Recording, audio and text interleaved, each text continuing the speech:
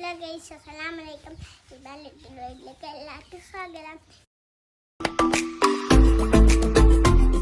ഇന്ന് ഹജ്ജ് പെരുന്നാളല്ലേ, വലിയ പെരുന്നാളാണ് ഗൈസ്. അപ്പോൾ ഇതാണ് എൻ്റെ ഡ്രസ്സ് മുഴുവൻ എല്ലാം പോയി ഗൈസ്, എല്ലായിടത്തും പോയിട്ട് എല്ലാം പോയി ഗൈസ്. ഇതപ്പോൾ പ്രത്യേകം ഞങ്ങൾക്ക് ഇഷ്ടപ്പെട്ട തന്നെയാണ് കളർ മുടി.